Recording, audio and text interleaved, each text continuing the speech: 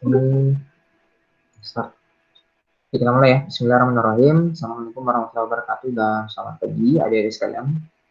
Hari ini kita lanjut untuk perkuliahan kita di analisis proses bisnis dan hari ini kita akan fokus bagaimana misalkan ketika kita menganalisis suatu produk gitu ya, suatu produk atau suatu bisnis itu dengan menggunakan lean startup. Jadi analisis proses ini sebenarnya juga terkait dengan digital entrepreneur ya. Jadi ini udah menjelang akhir dari materi-materi kita. Sekarang beberapa modelnya sama model studi kasusnya. Kita coba konekkan bagaimana misalkan ketika kita memproses suatu proses bisnis ataukah kita mengerjakan memanajemen sebuah proses bisnis melakukan pendekatan dengan startup. Nah, approach yang metode yang kita pakai adalah metode lean ya, metode lean. Nah, metode lean startup itu sebenarnya lahir dari design thinking. Kalau kemarin kalian mungkin pelajari ada design sprint. Nah, sebelum design sprint atau istilahnya nenek moyangnya ketika kita menganalisis suatu proses adalah diawali dengan design thinking. Nah, menurut saya kutip kalimatnya CEO-nya IDEO ya. Jadi Tim Brown dia ngomong kayak gini, design thinking itu adalah pendekatan inovasi ya.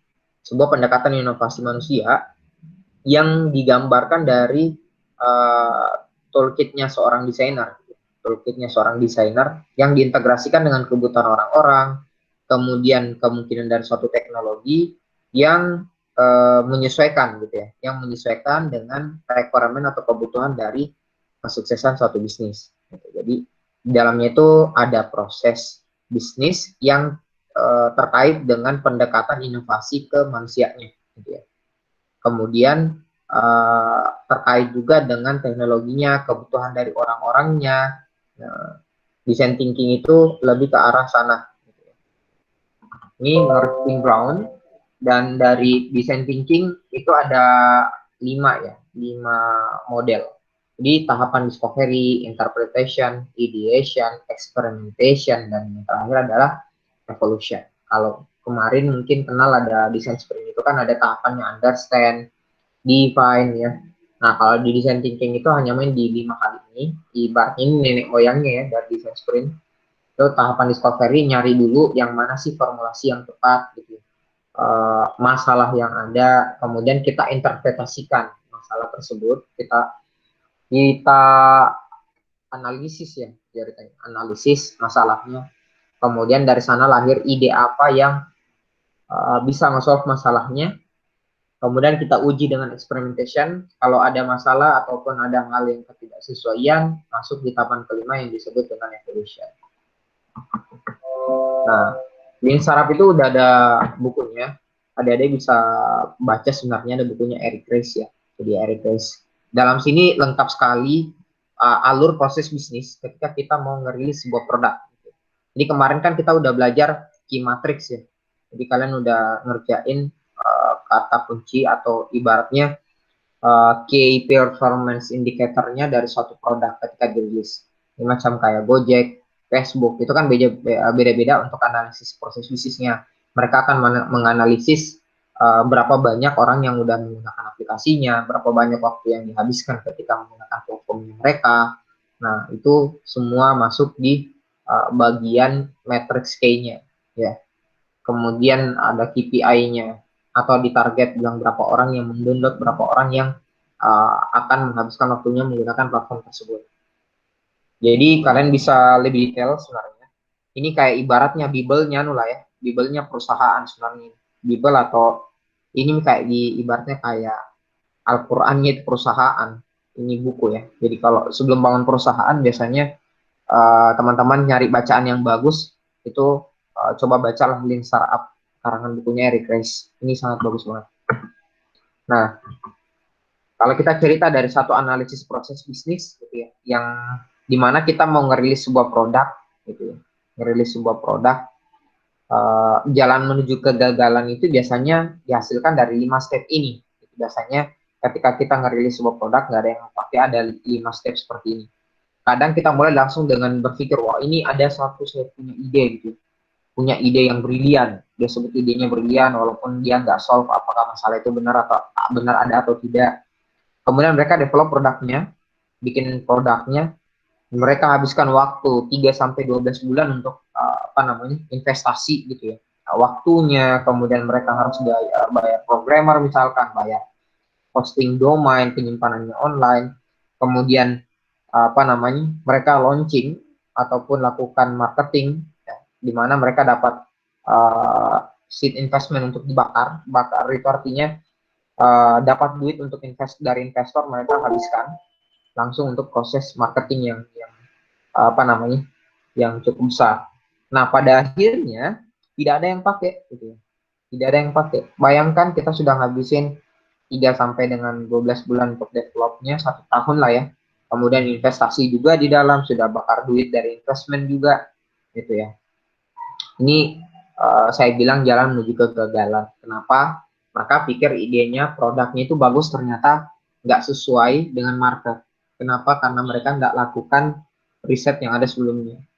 Nah, di digital planner kan saya sudah ajarkan juga sebenarnya kalian itu nyari lah mulai dari customersnya, validasi, wawancara, sampai pada akhirnya kalian tahu memang benar-benar di sana itu ada problem. Nah, teknik untuk menggali sebuah teknik untuk ngevalidasi atau menggali masalah itu pun juga sudah saya ajarkan di minggu sebelumnya ya, yang ada JAD ya, itu sudah saya ajarkan apa itu JAD. Di pertemuan sebelumnya pun juga sudah saya ajarkan apa itu survei, apa itu wawancara. Itu semua adalah teknik untuk menggali apakah benar ada masalah atau tidak ya. Nah, dari eksperimen proses bisnisnya gitu ya, biasanya kan orang mulai dari idea ya. Dari sana itu kan berpikir ada bisnis hipotesis di mana kita punya asumsi gitu. Jadi ada asumsi 1, asumsi 2 gitu ya. Dari asumsi itu sebenarnya bisnis hipotesis kita fokus ke 3 hal. Pertama, yang mana asumsi kita itu sebenarnya nggak terlalu penting atau tidak berharga gitu ya. Yang mana asumsi bisnis kita itu yang beresiko gitu. Apalagi resikonya sangat penting, tidak menciptakan resiko bisnis. Nah, asumsi itu jangan pernah dipakai untuk mengambil keputusan gitu ya. Jadi misalkan kayaknya ini bakalan ada orang yang butuh aplikasi A, yuk bikin aplikasi A. Nah, nggak bisa seperti itu ya. Nggak bisa seperti itu. Jadi asumsi itu tidak boleh digunakan untuk mengambil keputusan. Asumsi itu dibutuhkan untuk divalidasi. Makanya lahir di alur proses bisnis namanya bisnis eksperimen gitu ya. Bisnis eksperimen tujuannya apa? Hasil step akhirnya adalah kalian ngevalidasi knowledge atau kalian ngevalidasi benar masalahnya itu ada gitu ya. Benar masalahnya itu ada dengan beberapa goals. Goalsnya apa aja? Pertama, kita punya nilai yang tinggi untuk di bisnis. Yang kedua, kita bisa menekan resiko bisnis kita itu lebih kecil. Dan yang ketiga, kita bisa gunakan untuk ambil keputusan. Jadi dalamnya ada satu bisnis hipotesis gitu ya. Jadi ada bisnis hipotesis yang isinya di dalam ada asumsi-asumsi, kemudian kalian validasi knowledge-nya kalian gitu ya. Knowledge-nya tujuannya ada 3, kalian dapat apakah benar bisnis ini bisa dijalankan dengan baik, kemudian di resiko bisnis itu bisa kita tekan, walaupun sebenarnya resiko itu bukan 0 ya, jadi 0, tapi resikonya itu bisa ditekan. Kita bisa lebih fokus ke resiko yang bisa membangun suatu perusahaannya misalkan. Dan yang ketiga, ini bisa digunakan untuk mengambil keputusan karena sudah validated atau sudah valid. Gitu ya. Jadi jangan pernah di hipotesa itu kita ambil sebagai keputusan, melainkan ambillah berdasarkan knowledge yang kita validasi. Nah, biasanya beberapa perusahaan itu atau istilahnya startup gagal karena mereka ngambil keputusan berdasarkan hipotesa bukan fakta ya. Nah, apa saja yang masuk di hipotesa bisnis? Dalam satu proses bisnis, adik-adik, kalau kita menghitung atau kita masuk dari sisi hipotesa bisnis itu pasti mengukur berdasarkan market gitu ya. Jadi market ada market size-nya, Kemudian ada ngebaca dari sisi market, dinamika marketnya. Di dalamnya pun ada dua hal. Pertama dari sisi produk sama sisi customernya. Gitu ya. Jadi dari sisi apa namanya, di sisi produk ataupun customer itu kita ngebaca lagi apa yang jadi value propositionnya gitu ya. Terus bagaimana bisnis modelnya itu berjalan. Yang kedua, bagaimana customer segmennya, customer jobnya, gainnya, dan seterusnya. Kemudian di dalamnya juga ada kompetitor, ada supplier ataupun partner, ataukah yang terakhir adalah bagaimana dengan environment-nya. Bagaimana suasana dari lingkungannya, apakah sudah mendukung untuk lahirnya produk kita atau tidak. Kenapa environment itu penting? Saya ambil kasus lagi. Contoh ya, kita bisa berpikir, kalau Gojek, gitu ya, kenapa Gojek itu hadir di kota? Karena orang mau menghindari kemacetan, gitu ya. Nggak mau capek-capek bawa kendaraan di kota yang macet. Tapi bayangkan, ini bayangkan ya, apakah ada orang yang butuh layanan Gojek kalau misalkan dia ada di Papua, misalkan itu satu ya. Apakah ada orang butuh, misalkan layanan Gojeknya itu ada di desa atau di kampung. Ya, sekali lagi ya, di desa atau di kampung. Ini belum tentu. Nah, dan kemungkinannya saya bilang itu sangat lebih kecil. Kenapa? Goalsnya itu sudah berbeda ya dibandingkan dengan goalsnya yang sebelumnya, di mana Gojek itu hadir sebagai solusi kemacetan. Orang yang nggak mau macet itu tinggal dijemput oleh ojek online. Kalau di kampung, peluangnya kecil. Kenapa? Orang lebih milih jalan kaki satu, dan orang juga apa namanya, durasi ketika mereka mau berpindah dari satu tempat ke tempat lain itu tidak seintens yang ada di kota. Makanya di sisi analisisnya di satu proses bisnis, environment itu juga sangat penting. Nah, hipotesa itu berkaitan dengan market size, red lines, dan intinya dia berkaitan dengan market. Customer pun juga itu masih hipotesa, produk itu hipotesa, composition hipotesa, itu semua masuk di bagian hipotesa bisnis gitu. Kalian bisa lihat dari sisi kompetitor dan substitutionnya, di mana supplier, partner, environment itu mendukung dari sisi analisis proses bisnis.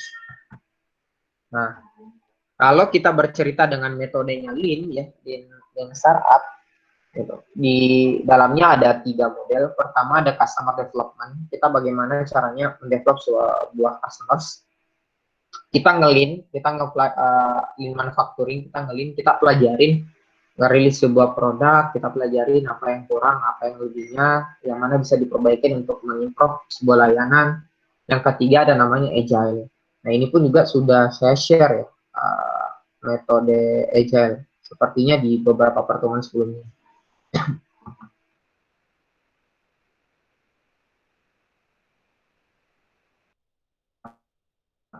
Nah, validasi, poin sangat tertulis.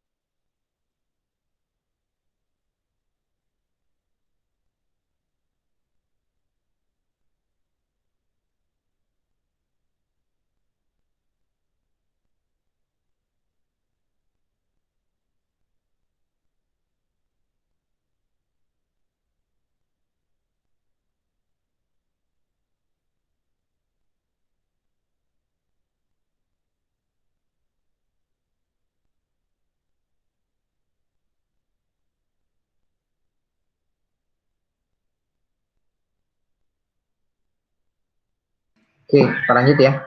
Jadi di Lean Startup itu sama, hampir sama dengan apa namanya, proses model kita mendevelop sebuah customer gitu ya. Kemudian mendevelop juga produk, nanti akan link matchkan dengan layanannya.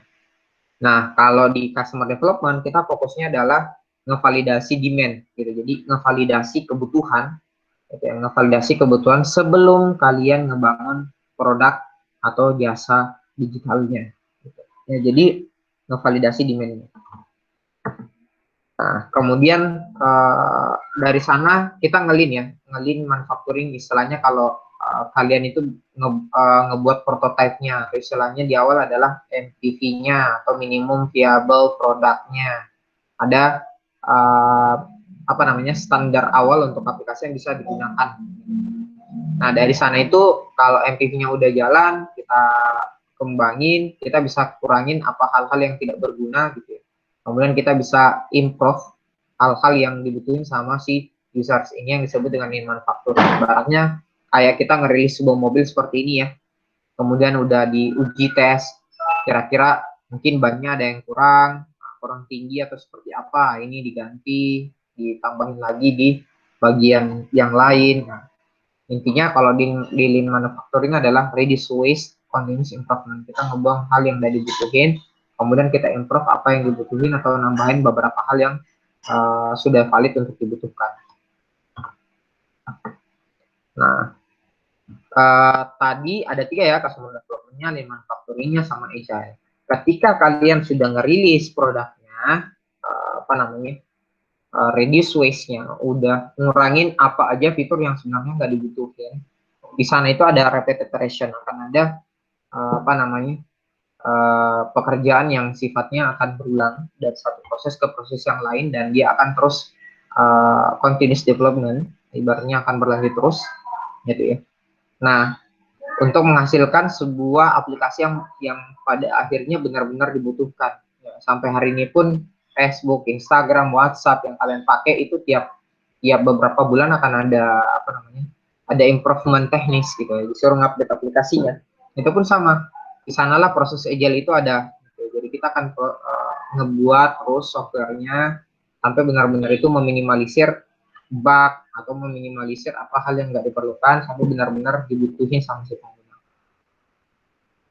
Nah, ini tadi 3 hal ya, customer development, lean manufacturing, sama agile. Nah, kalau di sisi kanan tadi kan ada validated knowledge ya. Nah, validated knowledge itu apa sih?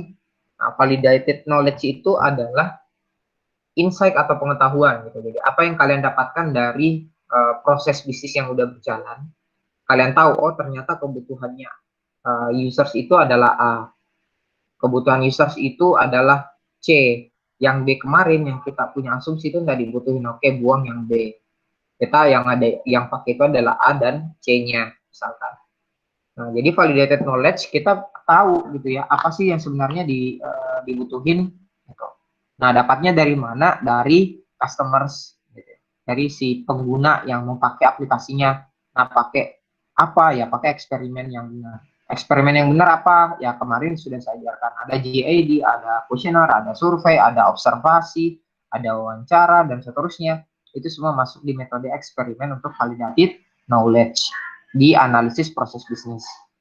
Nah, di validasi knowledge itu ada 2 tingkatan ya. Yang pertama ada namanya common sense sama secret. Nah, common sense itu adalah hal yang sifatnya general.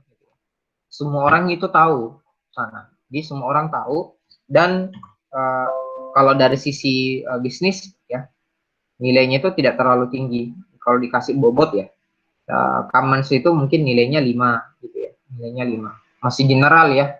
Ibaratnya rata-rata atau hampir semua orang itu tahu bahwa oh produk ini memang dibutuhin karena dia ini itu common sense. Namun di validated knowledge hal yang paling diidamkan itu adalah kita tahu yang sifatnya secret. Ya, sekali lagi di validated knowledge kita benar-benar mengidamkan yang namanya secret. Apa maksudnya? Sangat sedikit orang yang tahu atau sadar mengenai insight tersebut. Ada sesuatu hal yang di luar dari dugaan dan dia bernilai sangat tinggi bagi suatu bisnis. Kalau ibaratnya dibobotkan dia nilainya 10 atau 100. Jadi benar-benar didapatkan. Nah, common sense yang sifatnya general sama secret ini adalah 2 hasil tingkatan dari validated knowledge. Saya ambil contoh kasus, anggaplah Uber. Grab, gitu ya. Gojek, ini sambil kasus ya. Grab, Uber, Ojek, Gojek ya, Gojek. Nah, ini semuanya itu mereka punya data secret. Gitu. Kalau kita ambil secretnya Uber, Grab atau Gojek, common sense atau insight yang insight yang kita tahu adalah common sense-nya semua penumpang itu ingin tarif transaksi yang murah. Ya iyalah, gitu. Semua orang itu mau naik suatu layanan, mereka pasti nyari yang lebih murah. Gitu. Ini common sense. Kemudian ada yang sifatnya secret atau masih medium ya. Ternyata supir itu rela argonya dibayar rendah, gitu. Asalkan frekuensi ordernya itu lebih banyak. Jadi ceritanya gini nih, eh, mobil gitu ya, mobil mereka lebih rendah, dibayar lebih murah kalau seumpamanya penumpangnya banyak gitu ya. Jadi ceritanya penumpangnya banyak walaupun dibayar sedikit lebih murah itu mereka tetap untung karena penumpangnya banyak. Dibandingkan misalkan penumpangnya hanya satu, yang mereka pasti mintanya adalah harganya lebih mahal. Kenapa bisa seperti itu? Ngangkut penumpang yang banyak dengan penumpang yang sedikit, gitu ya. Itu hasilnya akan sama saja kalau dari sisi penumpang yang sedikit bayarnya mahal dan penumpang yang banyak bayarnya murah, gitu ya. Ini kita sebut dengan medium secret.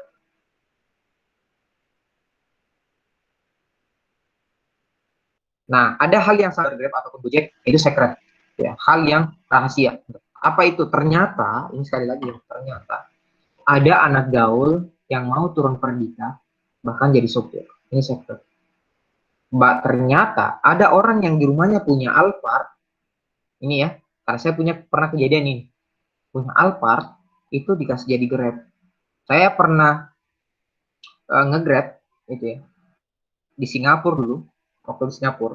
Saya pesan Grab ya di Singapura, yang datang jemput itu Alphard.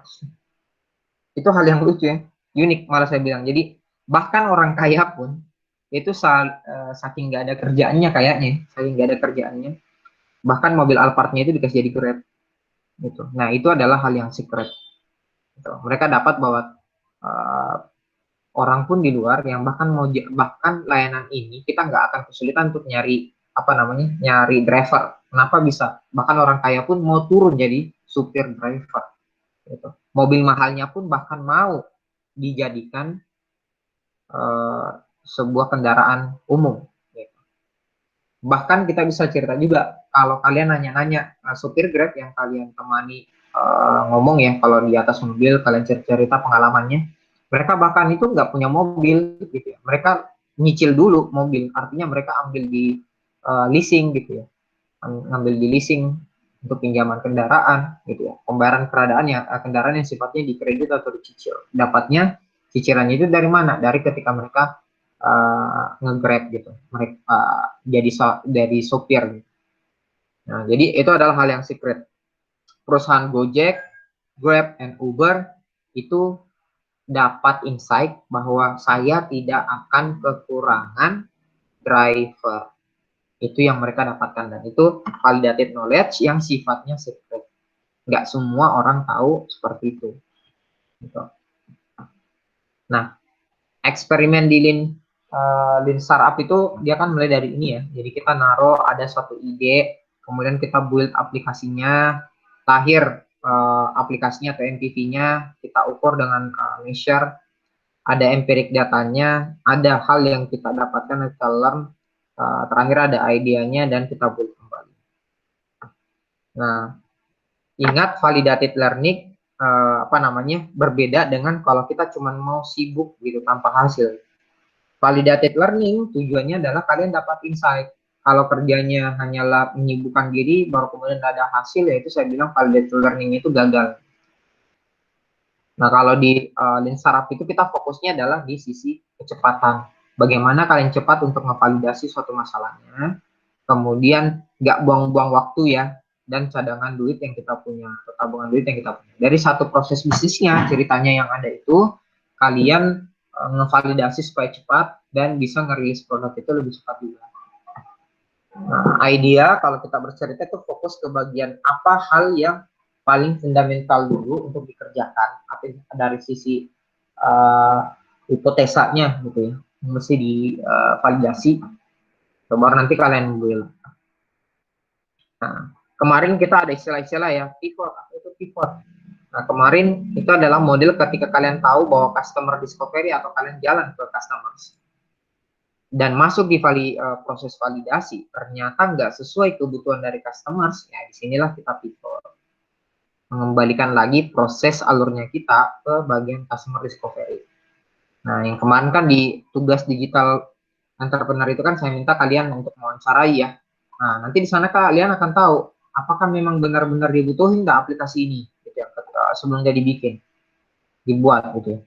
Nah, kalau memang nggak dibutuhin ya kalian pivot gitu, ganti model produk kalian atau ganti suatu problemnya kalian atau mengganti suatu kasus yang kalian mau solve jadi sebuah produk atau startup. Nah, itu yang kita sebut dengan pivot. Nah, di customer development, insight-nya itu ada beberapa hal. Pertama, kita menggali asumsi, kita mendesain eksperimen yang kita melakukan, kita tes atau tanyain di depannya si customers, kita dapat insight-nya apa, baru kita dapat hipotesis baru lagi. Nah, untuk menuangkan suatu proses bisnis, kalian bisa menggunakan bisnis model Canvas. Gitu. Biasanya umumnya seperti ini ya. Akan ada berisi customer segment, relationship, channel, value, key activities, key resource, key partner, ada revenue stream, sama cost structure. Mungkin ini sudah diajarkan sama Pak Sofyan, mungkin ada ini sudah diajarkan belum di bisnis model Canvas? Halo, ini Wan. Halo, halo. Bisnis model Canvas sudah diajarin belum sama Pak Sofyan di kelas digital entrepreneur? Halo. Aduh, kelas kayaknya. Saya lanjut saja ya, kalau nggak ada yang jawab. Belum ya? Belum ya? Oke, oke. Saya lanjut lagi. Kalau belum, saya akan jelaskan detail ya. Jadi, bisnis model seharusnya nanti diajarin lebih detail sama Pak Sofyan, bisnis model Canvas.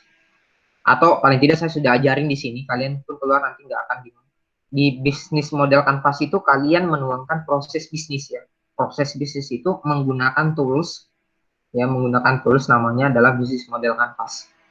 Nah, di sini tuh ada customer segment, gitu ya. Jadi ada customer segment, kemudian akan ada customer relationship, ada channel, ada value proposition, ada key activities, key resource, key partner, cost structure, dan revenue stream.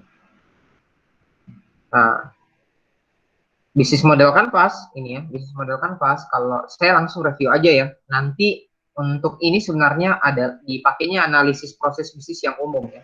Jadi ini analisis proses bisnis yang umum. Nah, kita nanti pakainya adalah Lean Canvas namanya adalah Lean Canvas. Lean Canvas di mana adik-adik nanti ngebuat skematik bisnis kalian di Lean Canvas. Ya, menggunakan Lean Canvas. Namun Lean Canvas itu adalah pengembangan dari bisnis model Canvas. Bisnis model Canvas. Kalian akan menuangkan ke sana. Jadi saya ambil contoh customer segment. Customer segment itu kita ngebahas mengenai siapa aja sih yang mau pakai aplikasi kita. Siapa aja yang mau pakai aplikasi kita. Saya ambil case contohnya. Saya bikin aplikasi ojek gitu, aplikasi ojek online. Nah, customer segmentnya ojek online siapa? Customernya. Contohnya adalah orang kantoran gitu ya. Kemudian pelancong atau istilahnya turis ya.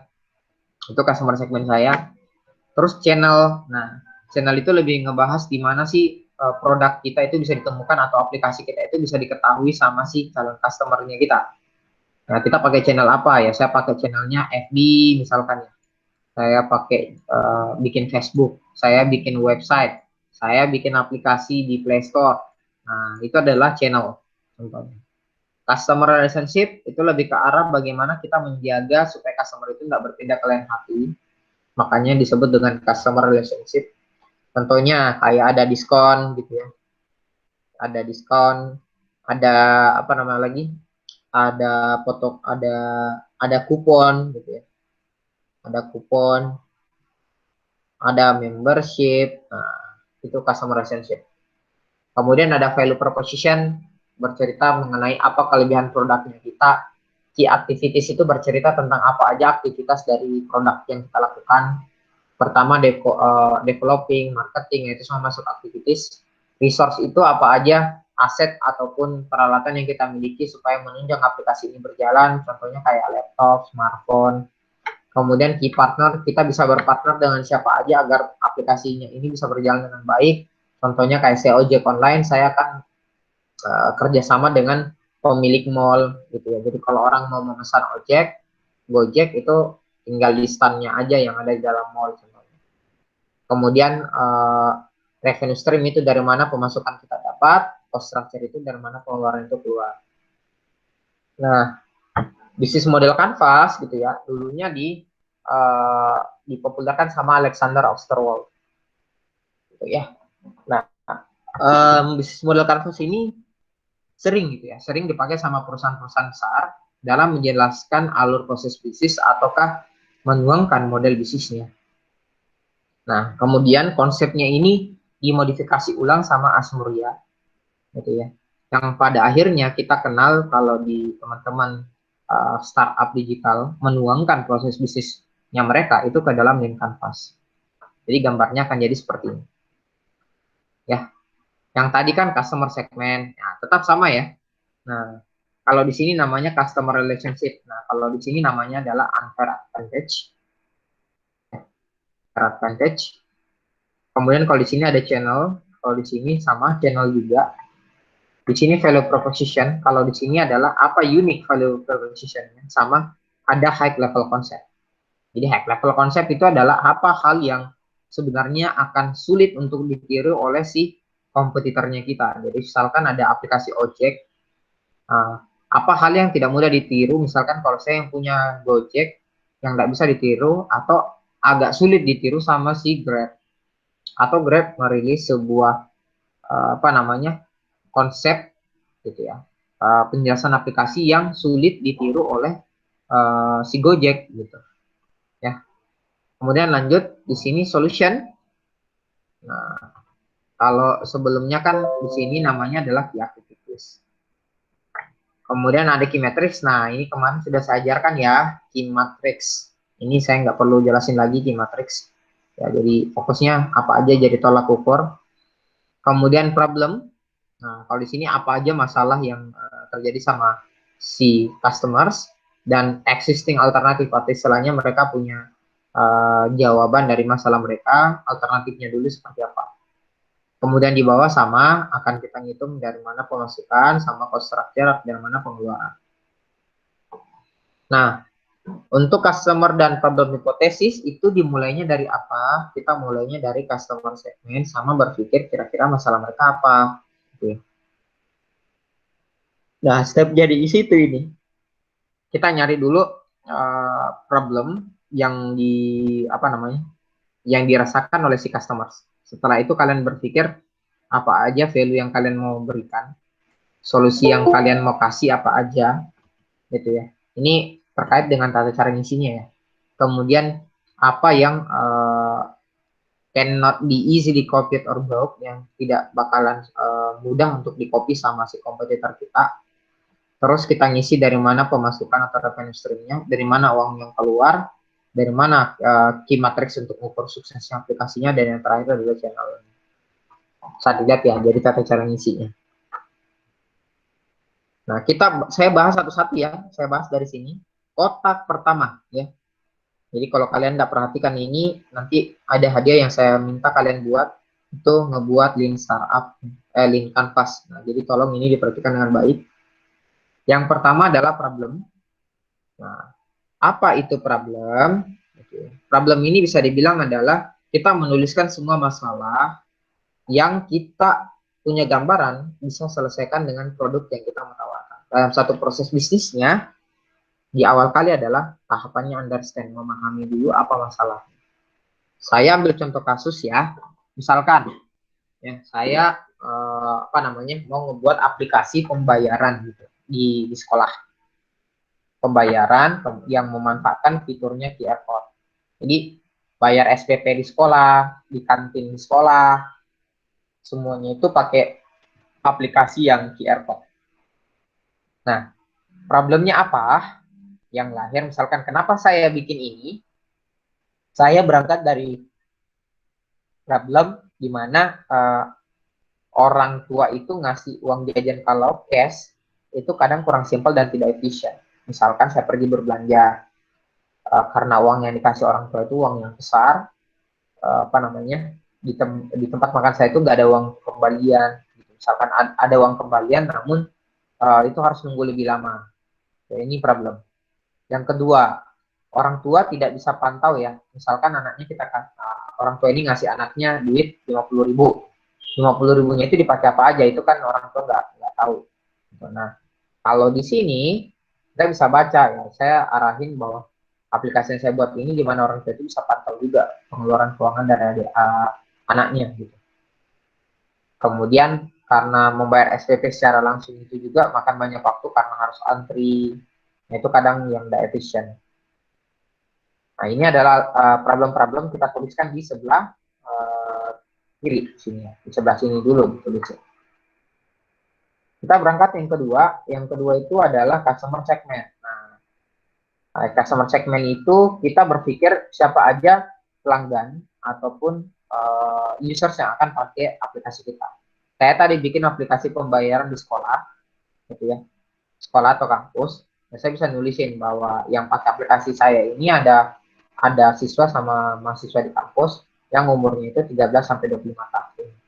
Kenapa di level ini? Karena di umur-umur inilah yang masih sekolah ya, yang masih kuliah. Gitu. Kemudian saya punya customer segment lagi satu. Siapa itu? Orang tua. Kenapa harus orang tua ya? Karena biasanya orang tua inilah yang punya anak. Range umur dari orang tua itu kan ada di umur 30 sampai dengan 50 tahun. Tuh. Nah, setelah kalian jalan ya, tuliskan di sini ya, di customer segment gitu ya. Selanjutnya itu adalah unique value proposition. Nah, unique value proposition itu apa? Apa yang menjadi nilai lebihnya produknya kita dibandingkan dengan yang lain. Saya ambil contoh studi kasus lagi, misalkan saya punya tadi aplikasi pembayaran untuk SPP dan belanja di kantin online melalui smartphone. Saya nulis ya, apa UVP-nya? Ya, pertama ini, kami memudahkan Anda membayar kebutuhan anak sekolah dengan fitur QR Code, di mana perancangan masa depan anak melalui aplikasi WASD 1 Purata. Jadi aplikasi ini akan membantu anak-anak itu melakukan proses pembayaran. Orang tua pun bisa langsung mantau juga apa hasil dari proses pembayaran. Nah, setelah itu nanti ditulisin di sini ya, di unique value. Kemudian berpikir apa yang jadi solutionnya, gitu ya. Solution itu lebih fokus ke apa aja fitur, gitu ya. Apa aja fitur yang disediakan oleh aplikasi kita, solusi apa aja yang disiapkan oleh aplikasi kita secara detail, gitu ya. Yang pelanggan itu bisa dapatkan gitu ketika mereka gunakan produknya kita. Saya nulis tuh aplikasi saya itu dia punya fitur dan manfaat apa aja. Pertama, orang tua itu tinggal top up saldo anaknya pada saat mereka mau kasih uang saku. Kemudian orang tua itu bisa pantau penggunaan uang jajan anaknya melalui aplikasi. Yang ketiga, uang jajan dan SPP itu kalau mau dibayar sudah sangat mudah, nggak perlu desak-desakan datang ke sekolah. Itu cukup klik saja. Di aplikasi saya ini juga ada solusi. Apa itu? Di mana orang tua itu bisa konsultasi dengan psikolog anak gitu untuk tahu anaknya itu kira-kira kalau besar mau menjadi apa misalkan. Nah, atau konsultasi di investasi pendidikan anak. Jadi, misalkan ada investasi pendidikan, nah itu bisa diakses melalui aplikasi Saku Purata contohnya. Nah, setelah itu dituliskan lagi di kolom sini. Ya. Sini. Nah, di bagian bawahnya itu ya, di bagian bawahnya ada namanya high level concept gitu ya, high level concept. High level concept itu kalau tadi bercerita UVP ya, high level konsep itu apa hal yang produk kita itu punya, teknologinya keren banget, keren sekali, gitu ya, keren sekali, yang tidak dipunyai sama produk serupa, atau kalau mereka mau buat itu cukup sulit untuk dipakai, gitu ya. Nah, contoh kayak gini, high level konsepnya, proses pembayaran itu di sekolah sudah menggunakan QR code. Gitu. Jadi karena QR code itu kan proses di belakangnya ada lumayan, ada beberapa hal ya. Pertama, bagaimana menggenerate kode QR code-nya, bagaimana misalkan prosesnya kalau orang validasi atau nge-scanning gitu di dalam produknya dan seterusnya. Nah, kemudian ada unfair advantage, apa keunggulan yang bisnis kita yang benar-benar jalan dan akan agak sulit ditiru. Ya, unfair advantage contohnya kayak gini, prediksi penggunaan keuangan, investasi anak kayaknya agak susah ditiru sama si usersnya. Kemudian belum ada startup sekolah yang pemantauan ke orang tua, terus telah memiliki jejaring ke ratusan sekolah, ini juga masih di unfair advantage. Kemudian kita masuk di revenue stream. Apa itu revenue stream? Itu adalah keuntungannya kita, gitu ya.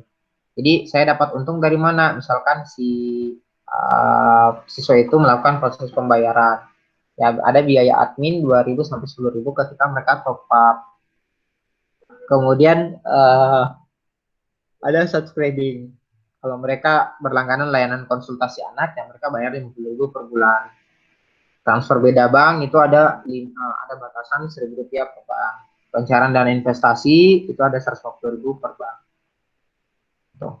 Intinya adalah revenue stream dari mana kita dapat duit ketika produk itu dirilis. Sedangkan cost structure dari mana biaya itu kita keluar. Ya, biaya keluar kan dari bayar gaji pegawai, bayar listrik, bayar hosting domainnya web. Nah, itu semua adalah biaya keluar. Makanya disebut dengan cost structure. Nah, selanjutnya ada key matrix. Key matrix saya sudah ajarkan, kalian harus mengerti ya. Tolak ukur dari aplikasi saya itu bisa sukses apa aja. Pertama, saya kan ukur dari berapa banyak orang yang kunjungi websitenya, berapa banyak orang yang unduh aplikasinya, bikin akun, top up saldonya, lakukan pembayaran melalui aplikasi, sampai dengan ada promo cashback. Nah, kemudian masuk di channel. Channel itu adalah dari mana kita distribusikan kita punya produk. Ibaratnya gini, kalian mau makan bakso gitu ya, kalian mau makan bakso, channel supaya tukang bakso itu meraih kalian itu lewat mana ya, channelnya misalkan pakai gerobak ya, mereka bawa baksonya di gerobak, kemudian kalian bisa pesan. Channel di dalam startup ya sama kurang lebih seperti itu, bagaimana supaya customer itu bisa meraih produk kalian, bisa tahu produk kalian ya. Pakailah channel yang tepat. Contoh-contoh channel itu kayak gini ya, saya akan ajarkan kerjasama dengan sekolah, sosialisasi, promosi ke sosmed, diskon, iklan KI radio atau TV misalkan. Apakah channelnya ini semua harus bisa dieksekusi? Jawabannya tidak. Kalian bisa pilih salah satu yang mana efektif, ataukah kalian bisa runutkan nanti ini yang mana dieksekusi pertama, misalkan ini dieksekusi kedua, ini ketiga, ini yang keempat, ini yang kelima, misalkan. Nah, setelah itu kalian baca secara detail gitu ya. Kalian detailnya itu bisa pakai nanti ini gitu ya, bisa pakai di canvanizer.com ya. Secara lengkap kalian bisa baca contoh Canvanizer saya seperti ini di link berikut. Jadi materi yang sudah saya share itu kalian bisa klik yang read only-nya, kemudian kalian bisa baca. Sampai di sini ada pertanyaan adik-adik sebelum saya kasih penjelasan mengenai Canvanizer? Ada pertanyaan?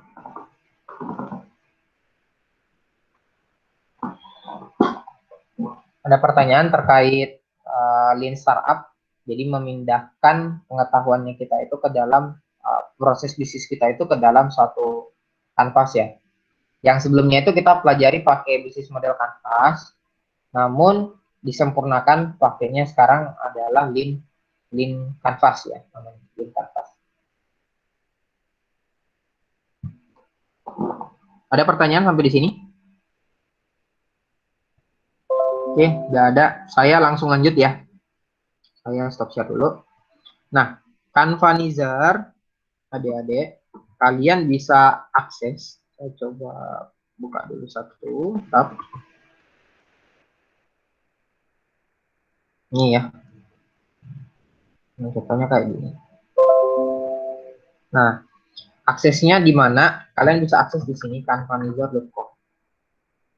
Ini langsung bisa kita buat ya, apa namanya?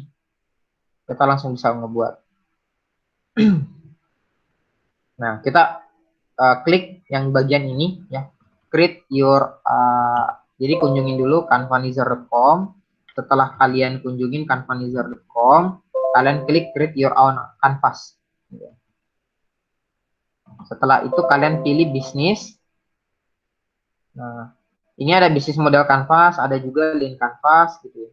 Nah, untuk lean kita pakainya yang mana ya? Kita cukup pakai yang lean canvas saja. Gitu ya. Nanti disesuaikan ya yang mana lean canvas yang pas dengan kita punya. Ini ada mission model canvas. Ini di dalam Canvanizer itu isinya canvas-canvas untuk analisis ya. Semua di dalam udah sangat lengkap, kalian bisa pakai. Kita coba lihat dulu yang ini. Ini udah benar ya. UVP problem key activities.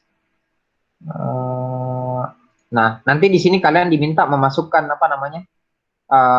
Memasukkan nama kanvas kalian apa ya? Jadi masukin nama kanvas kalian apa aja. Misalkan saya ambil tadi ojek online. Kalian masukkan email kalian apa? Ya, masukkan email kalian.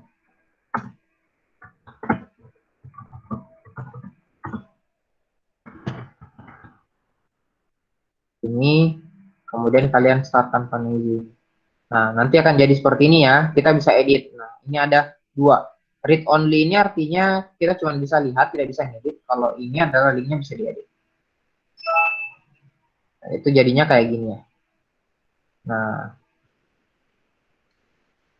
sama persis ya dengan yang saya share di slide tadi, di mana kalian bisa lihat ada customer segment, unpaid advantage, channel, unique value, solution, key matrix, problem, cost structure, revenue.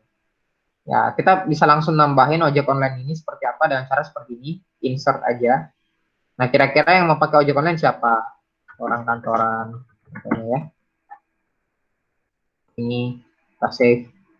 Siapa lagi misalkan ya, turis, gitu ya. Save. Nanti dia akan nambah otomatis di sebelah kanan seperti ini. Gitu ya. Kemudian apa aja solution yang kita bisa kasih gitu ya. Pertama, aplikasi dan ojeknya. Contoh. Dia otomatis nambah. Jadi kalau mau ditambah-tambah itu insert ya, tinggal di insert aja. Nah, nanti saya minta kalian bikin seperti ini ya, manfaatkanlah Canvanizer, jangan lupa nanti di share kanvasnya. Nah, share canvas itu kalian bisa pencet share canvas, kemudian get canvas link. Inilah yang saya butuh ya, cukup yang read only aja yang kalian submit nanti ke dalam Classroom. Oke. Nah, saya kembali apa namanya ke slide kita. Nah, ini penjelasannya sudah ada ya, contoh kasusnya juga sudah ada, kalian bisa nanti baca-baca lah ya dari slide yang udah saya upload di dalam grup. Jangan lupa absen juga hari ini untuk kelas kita hari ini. Nah, tugas kalian itu ini, ya, tugas kalian itu ini, silahkan analisis ya. Jadi silahkan analisis aplikasi yang ada di Play Store, ada menggunakan Clean Startup. Jadi kalian analisis aplikasi yang ada di Play Store menggunakan pendekatan startup. Terserah aplikasi apapun yang kalian mau analisis, bisa temanya dari kesehatan. Jadi misal ambil Halodoc atau apalah begitu ya, aplikasi kesehatan. Bisa dari logistik, bisa jadi payment gateway macam OVO, Jago, apa namanya, Jago nabung, atau misalkan pakai link aja. Nah, atau ambil aplikasi yang ada di Play Store yang bertema pendidikan. Kalian cukup pilih salah satunya, kemudian kalian buatkan dalam Canvanizer untuk link canvas. Link canvasnya kalian upload, link Canvanizernya itu kalian upload ke dalam Classroom seperti yang tadi saya perlihatkan. Kurang lebih seperti itu. Ada pertanyaan terkait hadiahnya? Ada. Aman ya? Aman berarti? Aman. Oke. Eh, kalau sudah nggak ada, saya akhiri. Tapi sebelum itu ada penyampaian. Kan kita ada kuis ya. Jadi kuis hari Sabtu itu kan kuisnya cloud ya. Kuisnya cloud itu dari jam 8 sampai jam 10. Sorry, jam 8 sampai jam 9 untuk yang teori. Kemudian dari jam 9 sampai jam 11 siang itu kita kuis untuk praktikumnya. Gitu. Jadi saya akan kasih suatu soal praktek, kalian praktek, kumpulkan paling lambat jam 11 siang. Intinya gabungan kedua-duanya lah ya. Jadi gabungan kedua-duanya teori dan praktikum itu dari jam 8 sampai jam 11 kita kuis untuk cloud. Sedangkan untuk kuis analisis proses bisnis kita mulai di jam 11 siang. Oke, jadi kita mulainya dari jam 11 siang sampai dengan jam 12. Jadi hanya ada 1 jam. Jadi hari Sabtu itu kita full quiz mulai dari jam 8 sampai jam 9, quiz untuk teori dari cloud. Jam 9 sampai jam 11 kita quiz untuk praktikum cloud. Jam 11 sampai jam 12 kita quiz untuk analisis proses bisnis. Jadi ini quiz yang terakhir, penilaian terakhir untuk di quiz. Saya harap kalian semua hadir. Ada pertanyaan terkait dengan hadiah sama kuisnya, adik-adik? Di hari Sabtu? Nggak ada tatap muka ya, itu cuma hanya saya kasih link, kalian kerjakan. Oke, kalau memang udah nggak ada pertanyaan, saya cukupkan untuk hari ini. Lebih dan kurangnya mohon maaf. Wabillahi taufiq wal hidayah. Assalamualaikum warahmatullahi wabarakatuh. Sekian dan terima kasih semuanya. Thank you. Terima kasih Kak. Sama-sama. Waalaikumsalam.